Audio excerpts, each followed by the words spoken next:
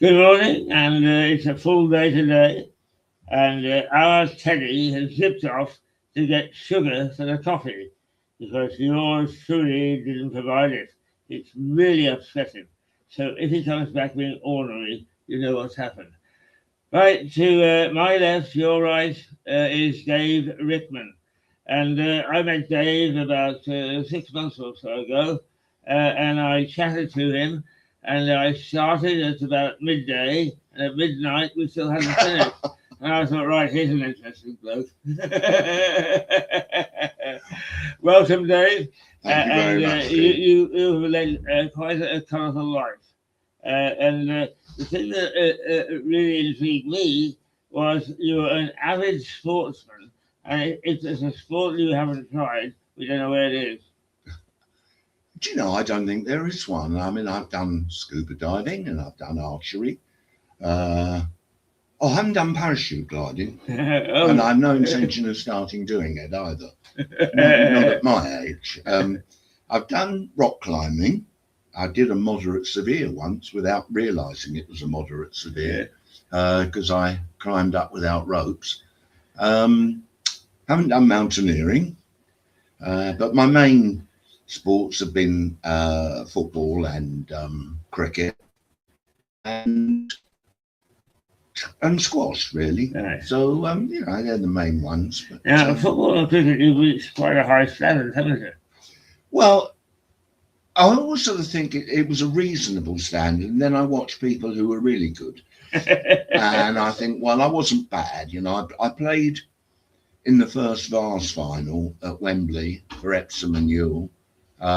We lost, and I played for Isthmian League and Athenian Premier and so on. So it's been a reasonable standard, but. Yeah. I once had to play against Alan Devonshire when he was playing for Southall, and I was marking him. And if we'd won, we'd have been in the first round of the FA Cup proper. And I had to mark Alan Devonshire, and I couldn't even foul him. He was that good. And 6 months later, he was playing for West Ham. And a year later, he was playing for England. So I felt that was a reasonable excuse. Absolutely, yeah.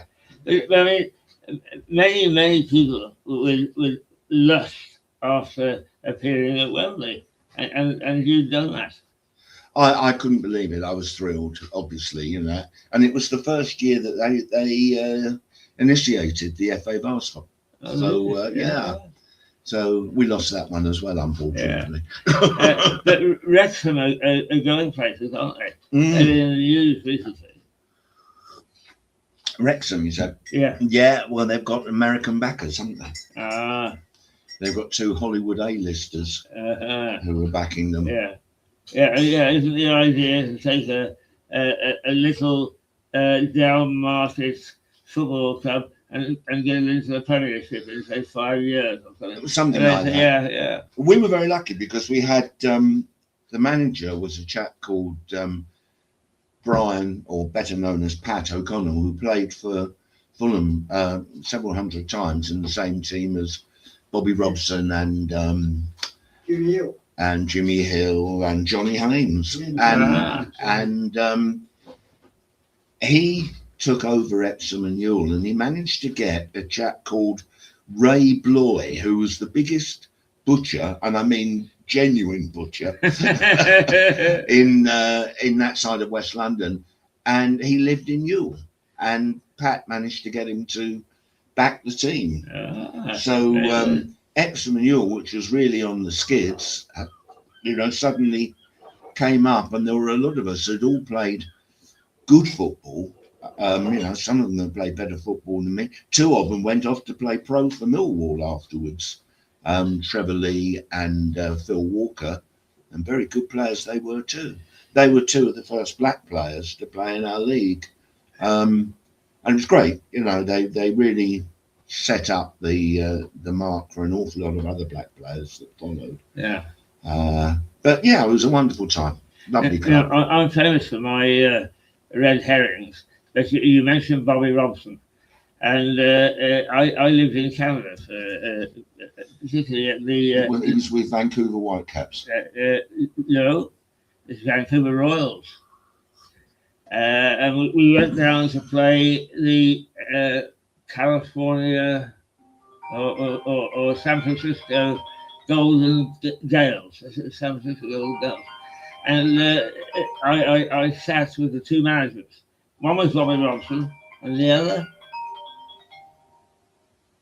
Ferenc Puskas. Yeah, absolutely. There you go. Yeah. I can elaborate on that story for you because Pat O'Connell was Brian Robson's assistant manager at the time. The same guy was at Epsom.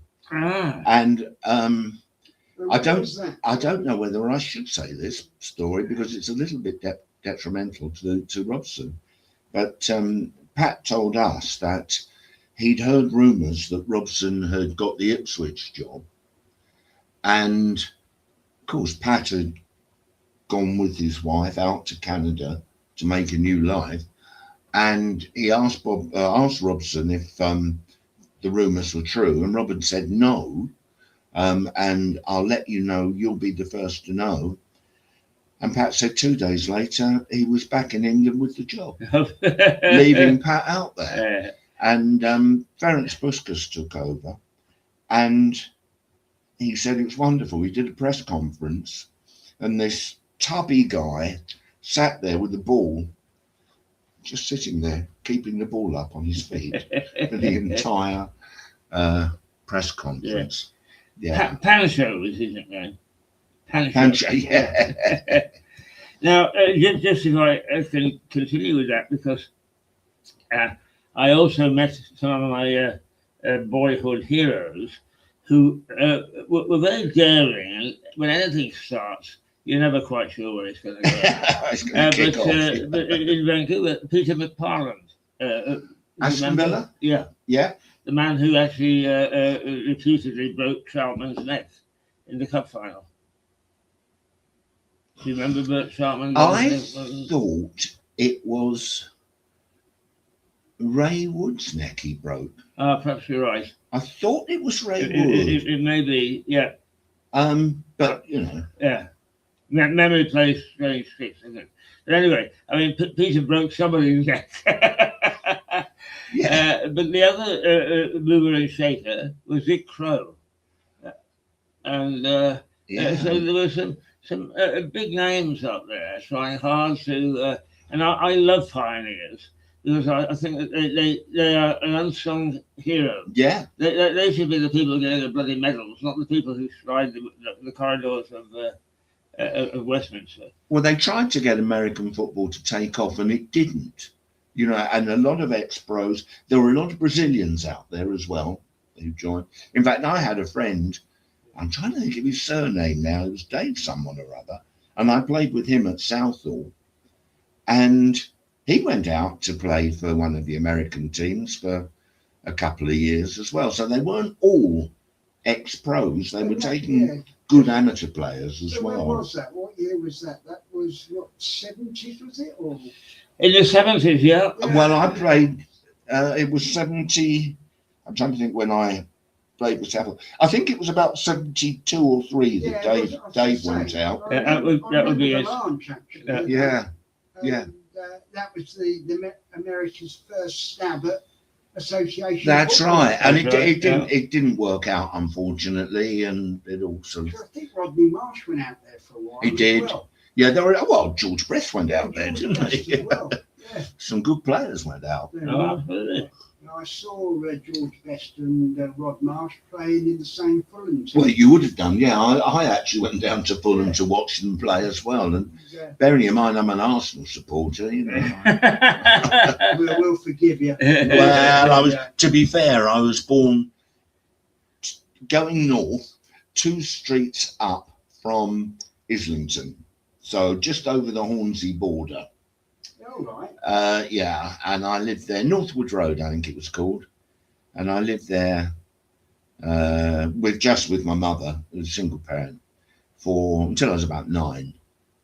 I loved it. But of course, the Arsenal was only, a walk away. Yeah. So of And- course it was the same Straight away. slate. That's right. And I had my mother had some friends around the corner. I used to call her Uncle Nat and Auntie, I forget her name, Lucy.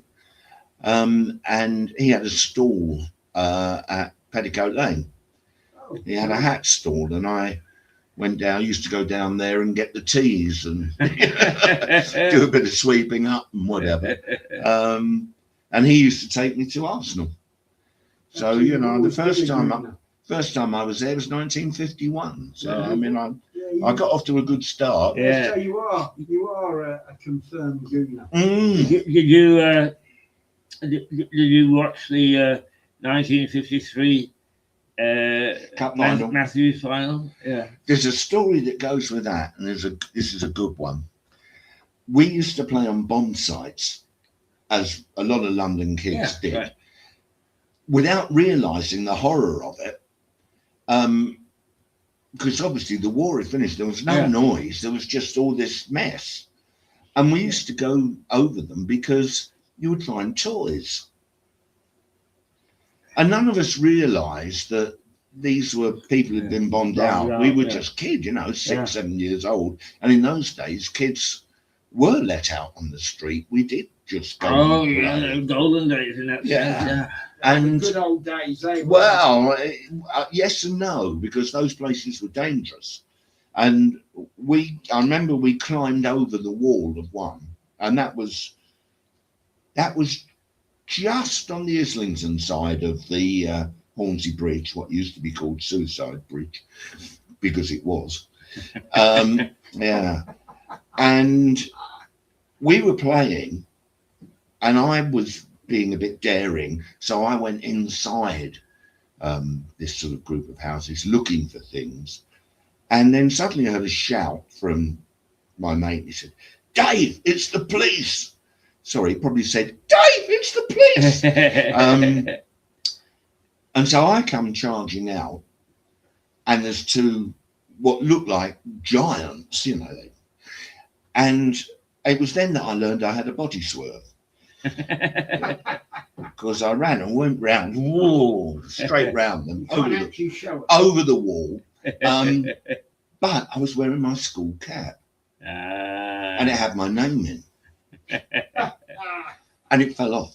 Yeah. So Nothing like leaving a trail. and I remember it because I got home and the people downstairs had a telly, Uncle Reg and Auntie Vi, and I could go down and watch the football. So I actually watched it, sitting there shivering, waiting for the police to knock on the door. And I went to school on the Monday, absolutely frightened, because of course the school cap Yeah. Yeah. Was distinctive. Anyway, they didn't come. I think they couldn't be bothered. But that's why I remember that final, Right. because that was, to say, the day I learned I had a body swerve. You can't show us that now, can you? Oh, I couldn't. No, I'd fall over. First turn, you know, I'd be gone. Now, how about bat and ball? Right. I played cricket at school, but we had a couple of guys, Trevor Birchmore, who could bowl. I still see him occasionally, Trevor. Anyway, I didn't get a chance to bowl. I was just a fielder and then tried to keep my bat in the way of the ball. But we were playing in shorts. And, you know, we were fairly poor. There were 3 brothers. 2 step-brothers and 1 half-brother, and couldn't afford whites in those days. And cricket gear now is quite cheap, but in those days they were white flannels, weren't they? That's right. And you know, the boots and everything else. So Pants and- yeah. Well, the school had the pads, although I'm not sure that they would have stopped very much. Anyway, it was that or athletics, and I was quite a good hurdler. And spikes, it was spikes or cricket gear. So I did the athletics. And then I think What do you do in athletics? hurdles. I ran in the Middlesex Yeah, right, sports, okay, and yeah. you know, think I came third or something like that. 110 yards hurdles, it used to be called in those days. And I didn't play cricket again until I was 50. And I was in my local pub, and there was a, sheet on the wall. Anyone who wants to play cricket, and this was when I'd moved down to East Sussex, so it was village cricket, and said anyone who wants to play against Hadlow Down, sign up. So I thought, well, why not? Yeah. So I did, and to my astonishment, I got 4 wickets. I was quite fast, bowling. And they asked me if I'd come and join them. Hadlow Down. We beat them. I mean, the pub beat them. I had no right to.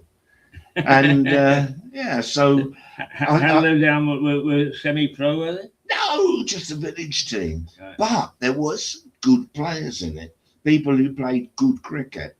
And then there was me, and then they made it up with some of the locals who weren't quite so good.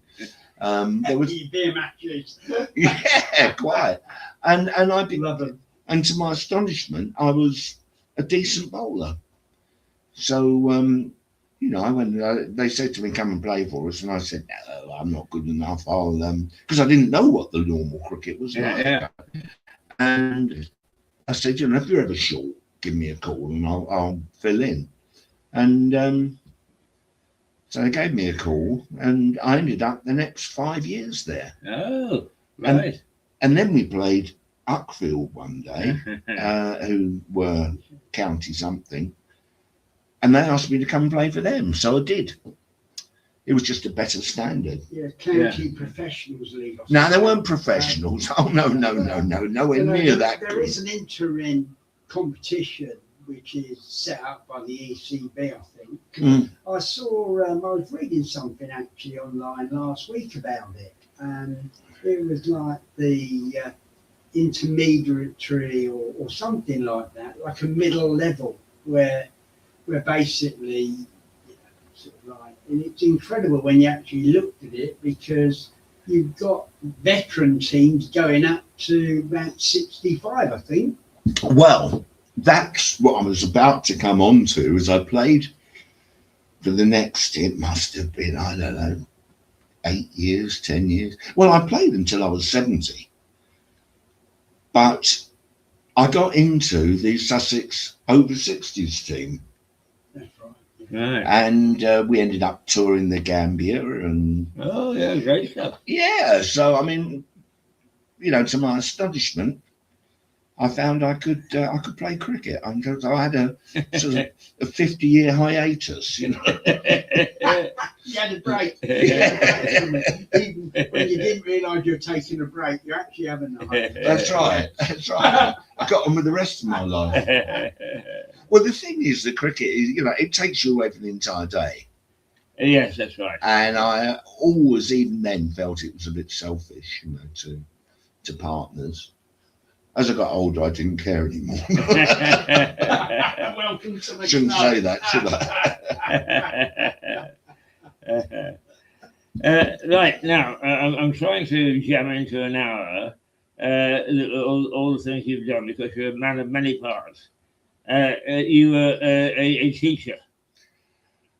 Yeah, I didn't go to college till I was 24. Basically, I did all sorts of things before then, which maybe we'll talk about another time. I don't know. I mean, it was quite. We can go back to that. It was quite fruitful before. But when I'd been hitchhiking round and picking tobacco in America and Canada, and I got back to England in September '69, and I thought, what on earth am I going to do? I thought, I know, I'll be a teacher. Well, my mother had been a teacher. She was emergency trained after the war, because she'd been a corporal in the army during the war. And so I went to college, and I managed to get in a week after it had started. So I scraped in. and really had all the luck in the world because my life really took off after when I went to college. Uh-huh. It was Where were you at college? a place called Mariah Gray. It's now part of what's the name of the one out by West London University? Brunel University Right. Yeah. took it over. Yeah. But when I was there, it was magnificent.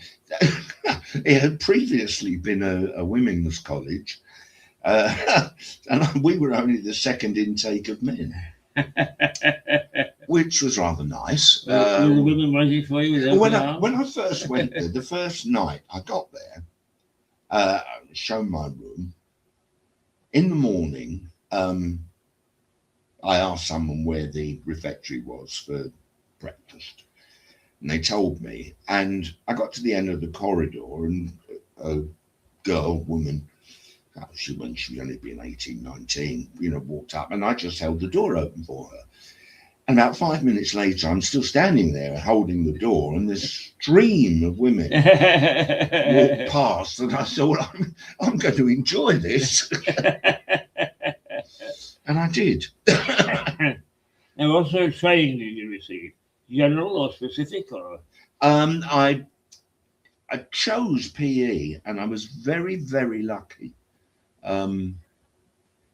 because the guy who was in charge of PE, a guy called Roy Groves, had played in goal for Kingstonian. And I suppose, and I went, after a year, I went to Kingstonian and started playing, and he rather liked that idea. So, I was well looked after, and the education group I was in, there was a smashing guy called Ron Cooper who was a Brixton boy. Not Brixton. It'll come to me in a moment. Yeah. But certainly South London, and he all the misfits they put in his education group, which was great because everyone, was fun, and everyone had decided they were going to change their lifestyle. One guy was the area rep for Truman's Brewery, and yeah, and another guy. That was a good guy to know. Very, very good. And there was another chap who, what was his dad? Something Bond, but he was a serious artist that people knew about. So yeah, it was a great group.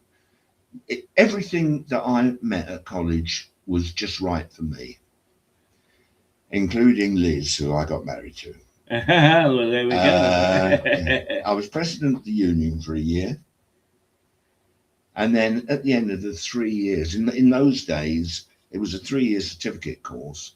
And if you got sufficiently high marks, then you were invited back to do the Bachelor of Education degree, which fortunately I got.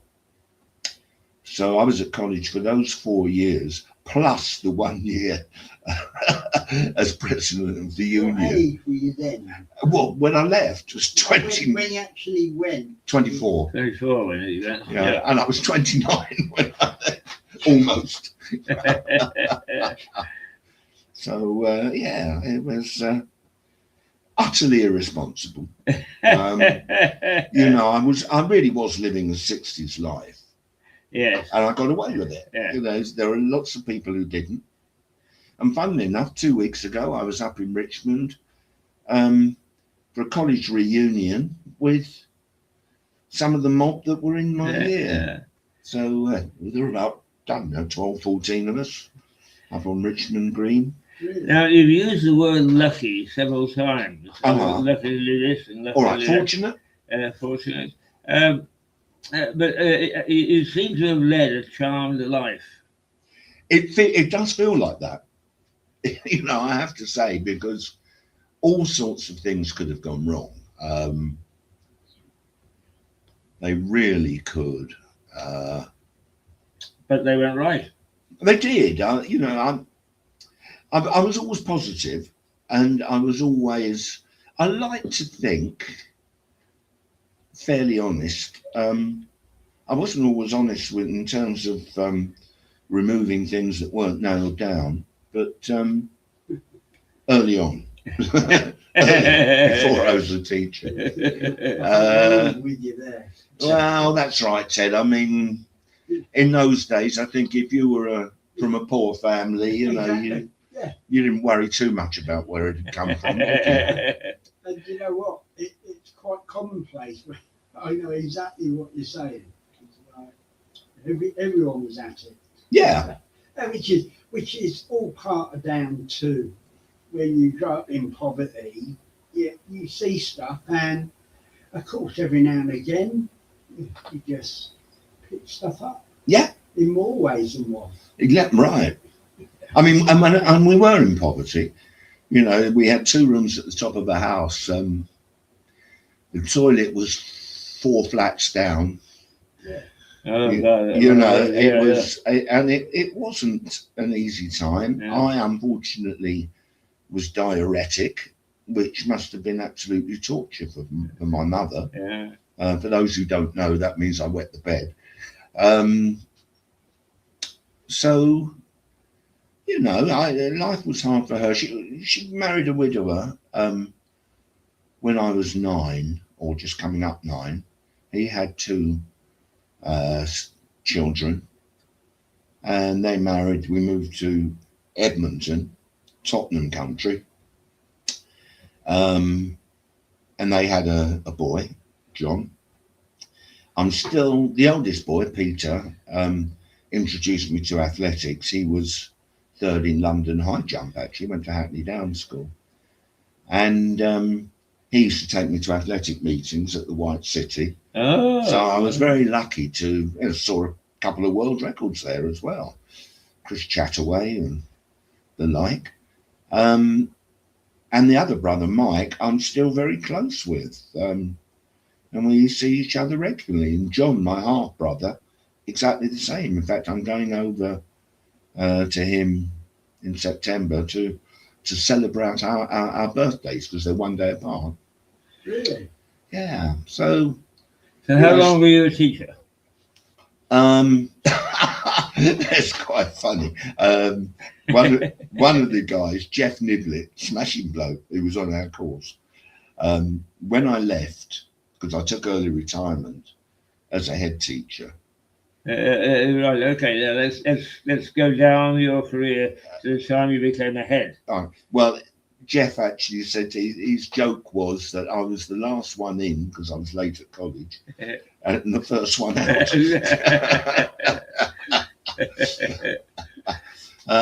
So I retired as a head. I think it was. I'm trying to think. I was about 57, I think, and I started teaching when I was 29. Nice. And after I was a head teacher, I did lots of supply work. I did consultancy work, you know, backup stuff. Again, I was lucky, you know. I had a friend from college who was teaching in East Sussex, so he got me in. Yeah. So networking or going back to your roots. Yeah. Well, again, you know, you mentioned luck, and you know, there's another example. Yeah, indeed. So from a teacher, you became a head teacher. I did, yeah. It started off, I was acting head. It was a school. They were thinking of closing it, and so they didn't want to appoint a head, and they put in basically people who they thought might become heads in future. And the guy before me, Rick, smashing bloke, but he tried to change the world, and the school wasn't ready for it. The staff weren't. And when I went, I did exactly what Andy, it was interesting actually, because I did exactly what Andy Burnham is doing now. What can I do now to make your life easier? Right. Never mind about the big things, they're in hand. But, you know, let's get everyone on side. So the first staff meeting, I walked in and I said, write down 3 things that I can do for you in the next fortnight that will make your life better, and then you can go home. And they did. And I said, you don't have to put your name on it if you don't want to. And of course, I was able to get them on my side to start with. So I was there for a couple of years, and then I got the substantive post. Right. So how long were you a headmaster? Teacher. Teacher. Head teacher. Head teacher. We don't say headmaster. No, I know, but I went to an all boys school. yeah, well, it's different. But believe me, when I was off the leash at university, it was different.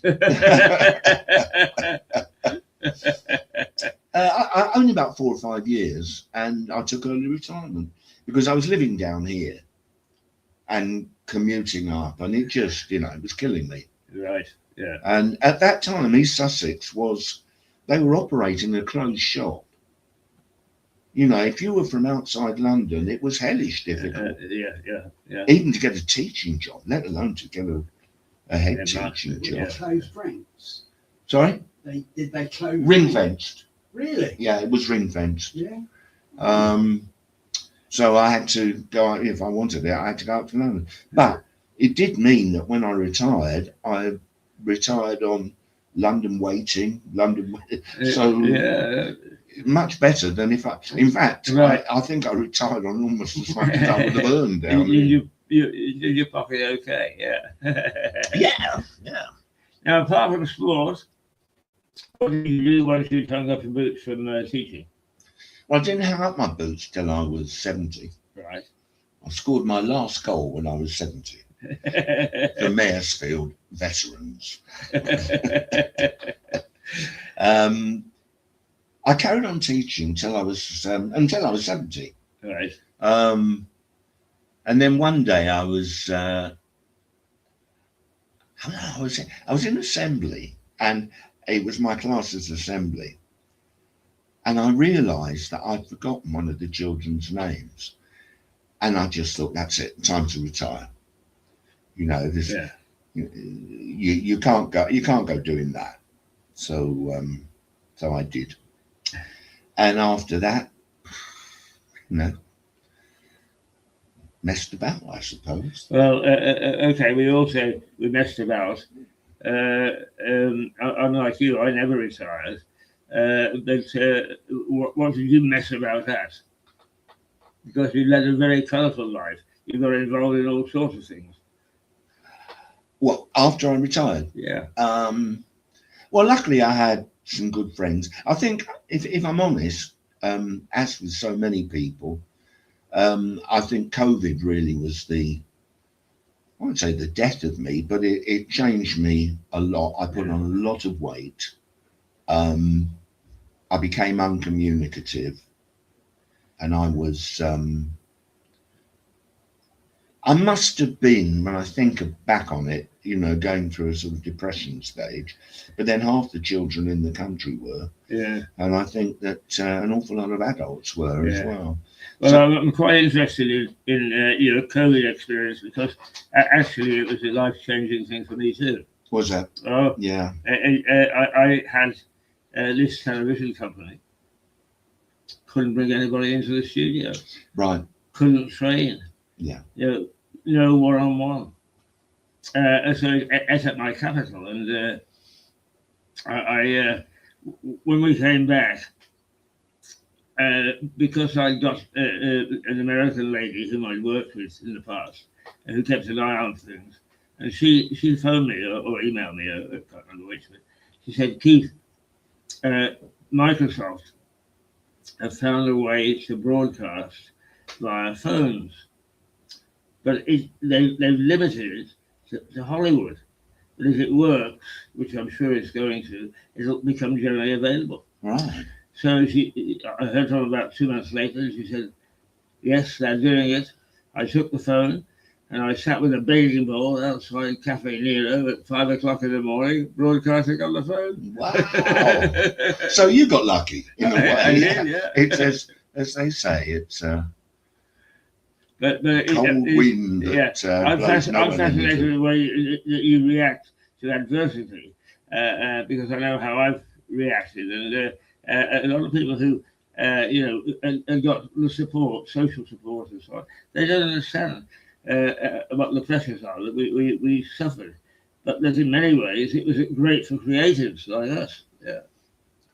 Well, unfortunately, I've always read a lot.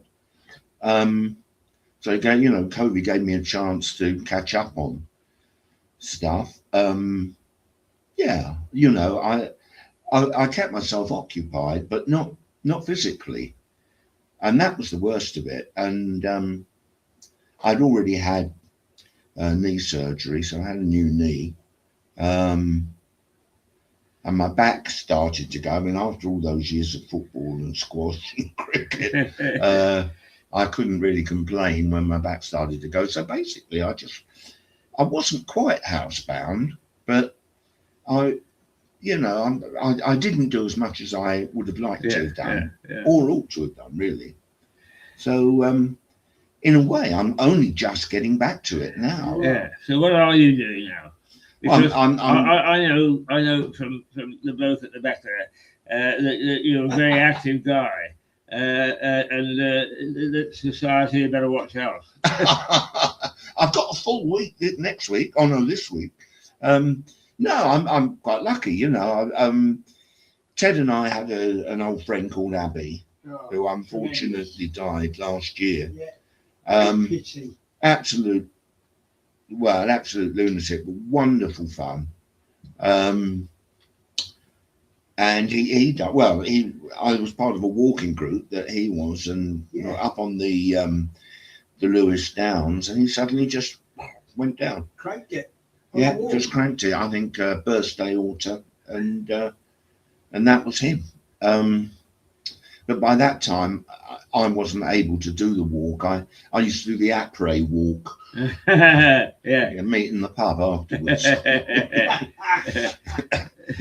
But I'm lucky, Ted looks after me, makes sure that I get out, don't you? Well, I try to. You know what? Again, you're a friend, and for me, getting out is what it's about. Yeah.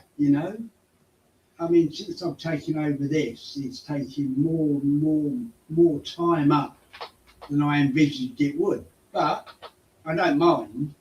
But as long as I can get at least a couple of days out in the week, just to give myself a break. Just to get out in the real world. And Mine's the other way around. I mean, I need a real break. You know what? This is wonderful for me, Hence, we're a friend, and I know you enjoy coming out in the company. So well, that's right. I mean, that's what it's about. I mean, Ted and I go down. It's funny because when we were with Abby, and Abby was a hell of a drinker. He really was, and of course, if you go with someone who's a drinker, and it's not that I'm, I'm not calling myself a saint because so was I. But remember the last time I saw him in the blind basket, him and Dave. Him and he really was bad, wasn't he? Dave. God, yeah, I thought it was going to hit us. Yeah. Now, but Ted and I will go to cricket. Yeah. We might only have a pint. Yeah. Exactly. Sometimes we don't have any, you know. So it's... we get the day-nighter on Friday. You and Teddy are very similar, and I can see why you're friends. So what occupies your mind? Because I know what occupies his. Apart from 10 wives and 16 kids. I've been married 3 times. Does that help? Hold on, please. This is not about me. Don't my romantic life's been quite good as well. Exactly. Yeah. So pot calling kettle, both of us, really. Yeah. So what do you do now? I mean, I've got son and daughter. In fact, yesterday I was with my son and his wife and my fairly new grandson, who was 18 months old, Danny, lovely little boy. And I'm going over to my daughter, who lives at Horham, on Wednesday, and she's got 2 girls. So I really feel quite. So you've got quite a good family life. I'm fairly near. Yeah. Yeah. I mean, I absolutely think. I went to the proms in the paddock. Oh, right. The other night. For people who don't know what proms in the paddock is, it's choirs and musicians and so on who play in the paddock here, which is a sports ground. Not really a developed sports ground, but the schools use it and so on and so forth. So it's a nice natural hollow, and we sit out and have a picnic and listen to the music, and it's amazingly popular. And I said to my companions, what I really like is seeing families coming. Mm. And in many ways, society, at least publicly, has sort of pushed family aside. So with people such as yourself who cherish it and try to develop it, I think that you're the present day heroes. Well, I was very lucky in one sense because my son was living up in London and he wanted to, wanted to buy a house, but he was a doctor, or not medical doctor, a PhD in physics, but wasn't earning enough. So I said to him, well, why don't you come and live with me? It means you've got to commute up to London. I mean, he was at Imperial College and whatever, and a company in Ealing, Right. cryogenics. So that was a science job. And I said, well, you can come and live with me. You'll have to put up with awful commutes, but you will be able to save. And he was able to save the deposit for a flat. I mean, he was with me for 2 years. But that was, but it was marvellous for me because, and for him, because we really bonded. I mean, to have your son living with you when he's 40 and you're, Now, to me, you see, these are the stories that we bring out. That's a wonderful story to me. And because I'm so lucky when, I always say to people here, you're so lucky to have your family close enough to actually physically turn up and spend time with them. Yeah. And, myself, my kids all live miles away. So believe you me, you're so lucky, Dave. And it's something that and it's something that I always said to Abby, that to have his family as close to him as possible, it was brilliant. I love stories like that. I mean, Abby was lucky with his family because he was dreadful with them. He was. But, he was actually. But then, my kid's mum and I divorced when, I don't know, she was 15 and he was 16. The only good thing about that was that we didn't have to pay tuition fees when they went to university. We were able to get away with that one, single parent, and it took them quite some while to get over it, I have to say. It hurt them, but both now are married and long-term relationships and lovely kids. They've got houses, so. And they live, I mean, Tom lives in Tunbridge and Christy lives in Horham. So, it's quite an easy job to see them. Yeah, but nonetheless, the fact is, they want to see you and you want to see them. Exactly. I mean, in many modern families, that's simply the attitude is, oh God, we've got to go see the old boy, and that obviously is not the attitude that your children take or you take to your children. Well, it was interesting because to start with, they both blamed me for the marriage splitting up. And as time went on, they realised actually it wasn't me. And hand on heart, obviously I've given it a lot of thought. And obviously my life with sport came into it, but very often I took the kids with me. And you know, my ex we bought a horse. She loved riding. So, yeah, which I got into as well, by the way. I didn't mention riding, did I? We'll go back to that because I got a novice B rosette for a clear round. That is one of my great sporting achievements. Over the sticks. Yeah. I mean, the horse did all the work. I clung on for dear life. But nevertheless, I got round. I've actually always wondered, do the horses automatically jump the fence? No. You have to. No, you have to point them in the right. Bridle, You have to point them in the right direction and course. give them a bit of what's called promotion, a little kick. But yeah, eventually they realised that it wasn't all me, and they came back to me, and a couple of times I said, look, if you're going to carry on like this, then I don't want any part of you. It's up to you. But I'm not going to be constantly blamed for something that wasn't my fault. Yeah, and they took that on board, thank goodness. See, there's another bit of luck. It always takes two. They needn't have taken it on board, but they did. And now I've got a really good, close relationship with both of them. That's good. That's good. Can I go red herring? Go on. Can I tell you my horsey story? Go on. Because I was never very good in the saddle. But in Vancouver, the radio station that I worked for initially used to do the races, call the races in Exhibition Park, which was the, where the big boys race the horses.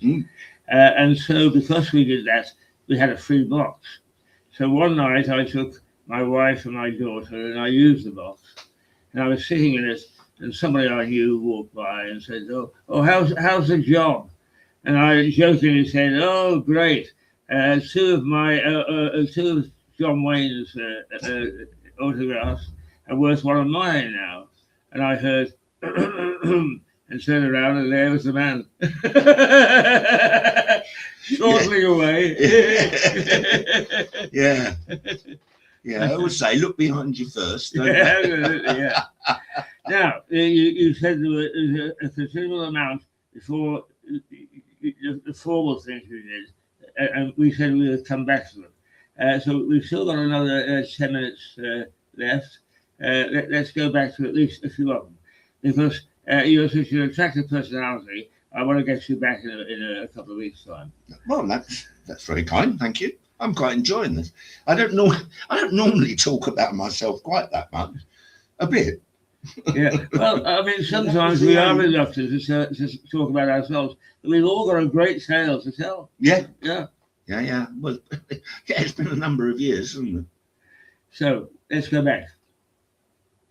Let's go back to the bits and bobs thing. Right, to where? Yeah, well, you said before you really got stuck into the more formal sports, you did all sorts of things that was another story.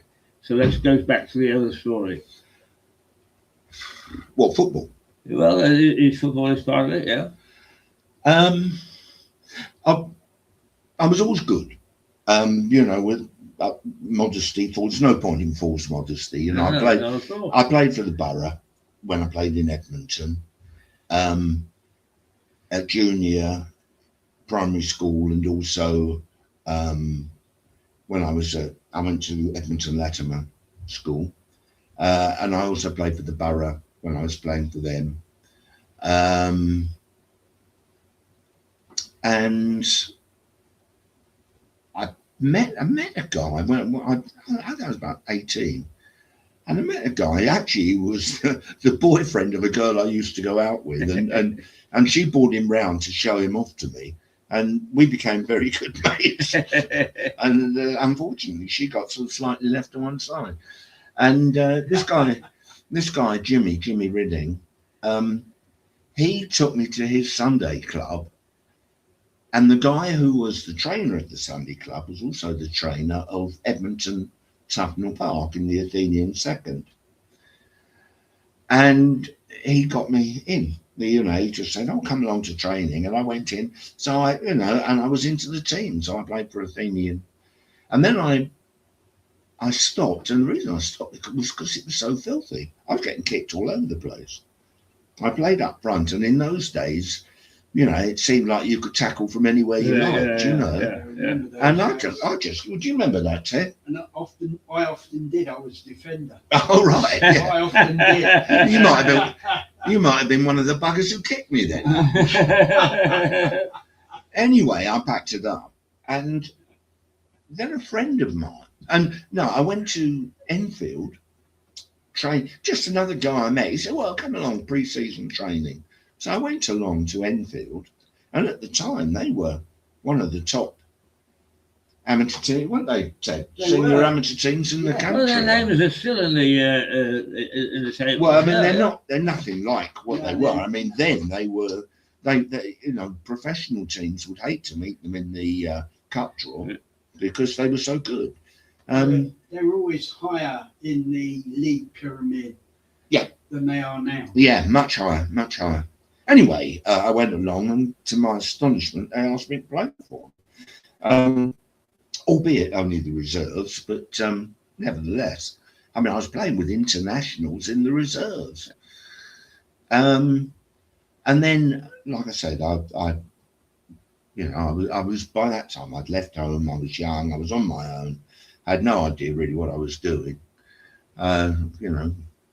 What I call the wilderness years.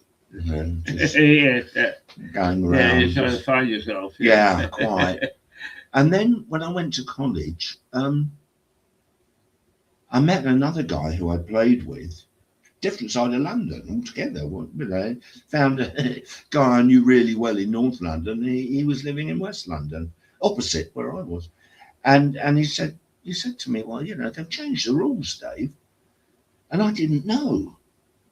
They can no longer tackle from behind. So I thought, well, I'll have a go. And he gave me his old shin pads. He decided to stop playing. And so I walked into Kingstonian for pre-season training. And the manager was on the pitch with the first team, and I was just walking down to the changing room. And the manager called out, said, Dave Rickman. I looked at him, I thought, what? And so did the other players as well. This is because the manager was a guy called Tommy Dougal, who'd played with Len Shackleton at Sunderland. So that was the level that the manager was at. And Kingstonian were a good team in the Isthmian League. And the Isthmian League at the time was the best league in the south of England. And he said, get changed, lads, come and join us. You were the first team. Was that National League level? Yeah. Yeah, I thought it was. Yeah. Yeah, I know they were fairly high up in, just outside of the football. That's right. That's what the Isthmian League was. Yeah. It was a terrific league. So that's what I ended up with Kingstonian for a while. Well, you obviously have come across quite a lot of, as you say, internationals here and internationals there, and you all better than me. I mean, that's always a subjective thing, isn't it? But we never think that we're as good as we are. Once someone said that to me, and I looked at him, I really didn't know what they meant. He said to me, maybe you're better than you think you are, David. Absolutely. And I thought, if someone had said that to me before, I might have been more confident in the way I played. Yeah, maybe on the pitch you showed it. Yeah, maybe. Yeah. Yeah. David, we've been going 54 minutes. I'm astonished. And I think there is still an awful lot for you to tell us. More detail about your sporting life, more detail about your teaching life too. Let me ask you one question. Go on. I'm a rugby man. Yeah. That's why Teddy keeps me on the rugby books. as well. Well, we can talk about that. But I watched the semi-final between Spain and Argentina. Yeah. And I noticed that the Argentinians were doing all sorts of things without the referee putting their arms around them and pulling people backwards and throwing them to the floor and so on and so forth. What was your view of that? Well, funnily enough, I saw something on my phone the other day that someone had put on the Argentine rugby team. Right. playing, and they were exactly the same. And I wonder whether they see themselves as poor relations of Brazil, Well, that could be. That could be. because they have some wonderfully skillful players, but they're filthy. Yeah. Their whole attitude is never mind the ball. It's a very good point, that Dave, because actually they have some wonderful talent in that Argentina team. Yeah, From the likes of McAllister, who's really good midfielder. and the goalkeeper, the lad Romero, who plays Yeah. for Tottenham. But Romero would just as soon not have a ball. I do not understand why teams with natural talent disguise it with quite honestly a rugby style attitude in football. It's as I was saying about this rugby match. I don't think it's necessarily rugby style. I think it's about rule breaking. That's an interesting theory. Yeah. That they've got a relatively unlawful society, Yes. and so I don't think they see a collective thing.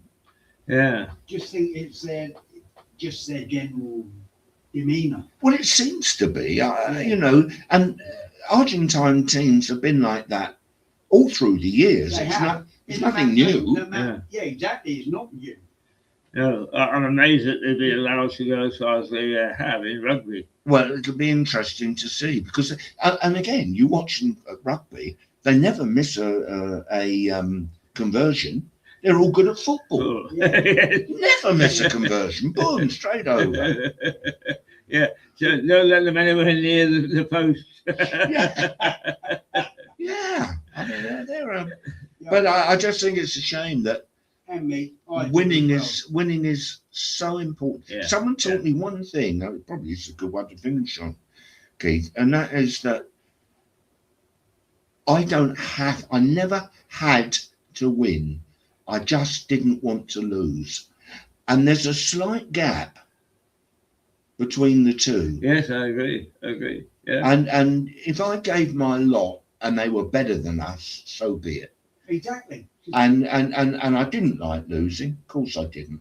But it wasn't crucial.